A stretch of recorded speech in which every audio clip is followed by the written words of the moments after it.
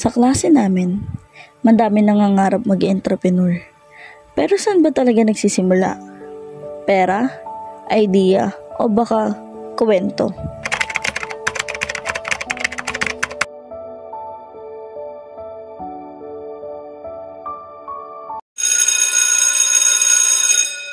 May gusto na naman akong orderin sa Shopee.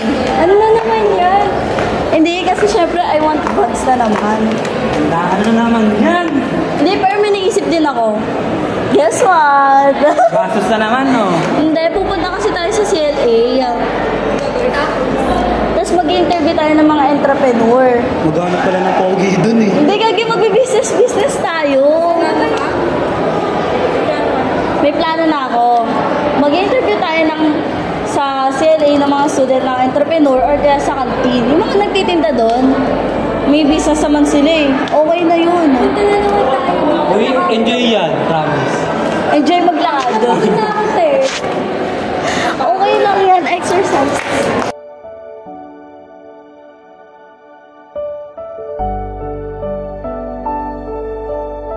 So, Mang Sabar, paano po kayo nagsimula? Nagsimula ako ng 5 item lang. Bigas, asukal, asin, suka, at toyo. Maliit lang ang puhunan pero matyaga ko itong pinalago. Tignan nyo to. Dapat marunong kang mag-budget at saka huwag kang gumastos ng hindi naman kailangan. At pinaka-importante sa lahat, kilalanin mo yung mga customer mo. Parang ang hirap naman po magsimula. Natakot po ba kayo? Oo naman, pero kung hindi ka susubok, paano mo malalaman?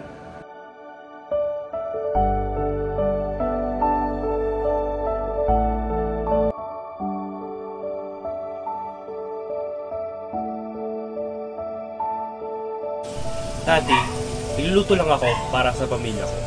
Naisip ko, kung masarap para sa kanila, baka magustuhan din ng iba.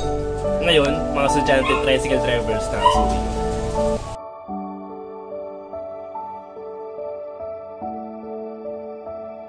Pero paano nyo po nalaman na magiging successful yung karinderya nyo? Hindi ko alam. Pero, ang sikreto, subukan mo muna. Kahit maliit ang kita, basta tuloy-tuloy. Tuloy-tuloy tayo, lalaki din yan. Ay, bigyan nyo muna yung mga pagsa-cellphone, no? Tsaka pagbabasa ng manga. Kanina kasi, inunahan ko na kayo. Nag-interview ako, mag-isa ko. Tinuloy mo? Oo, gagi, kahit nakakahiya siya. Doon sa may canteen. Kilala niyo si Mang Sabar? Uy, kasama mo ako noon. Ay, kasama ba kita? Oo. Sorry, hindi ka kasama siya dito. Tapos kanina kasi, in-interview ko siya. Nalaman ko na hindi naman pala talaga kailangan ng malaking money. Yung tipong 100,000 pangpuhunan, kailangan maliit lang. Panimula. Tapos, para magsimula, self-confidence na talaga na, ay, kaya ka to, mabenta.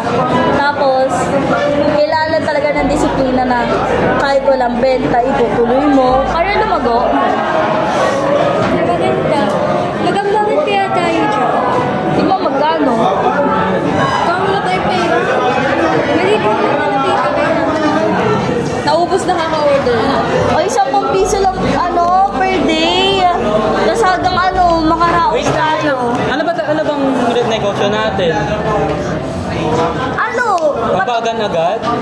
Gagi, di ba patok kayo ng Graham bars?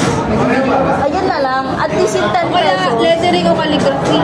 Oo nga, ang dami natin business na naisip. Pwede na rin. Game. Hindi na yan ah.